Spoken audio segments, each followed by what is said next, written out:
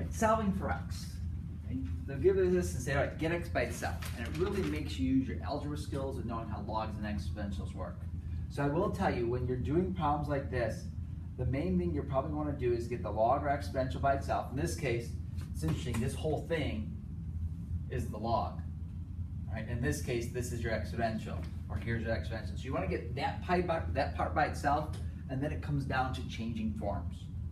So if I want to get this x by itself, the first thing you need to do is get the log. This is all the log. So I add 1 to both sides. All right, sorry, change this. It should be negative 13. Okay, so I'll end up with negative 3 log base 6,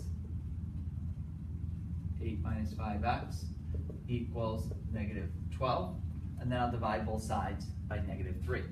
So I end up with log base 6, 8 minus 5x, and then if I divide both by negative 3, I get 4.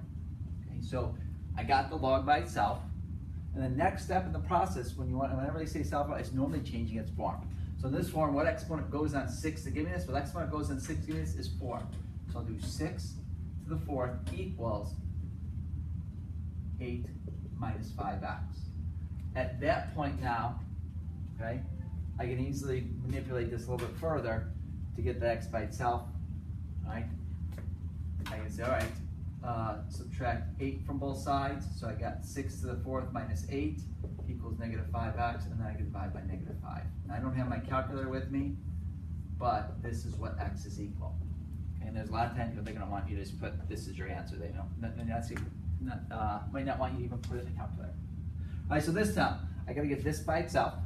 So once again, I get rid of the d-test first. I'm going to add 1 to both sides. So I get 4, 1 plus 10 to the x equals 24. Now some of you would be tempted to distribute this, but actually if I divide both sides by 4, it cancels it out.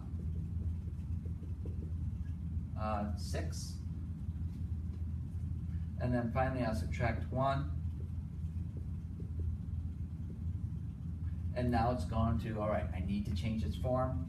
So I say, all right, what exponent goes on 10 to give me 5? And I can actually just type this in my calculator, log base 10 to the 5th, and that will give me my answer. Okay. All right, last example I want to do is solve this one for x. So I'm going to get this by itself, divide both sides by 5. And now I will change its form. So what exponent goes on e? Give me 12, will that be 2x? This is something I can put in my calculator. I can do ln of 12 divided by 2, and I've got that solved for x.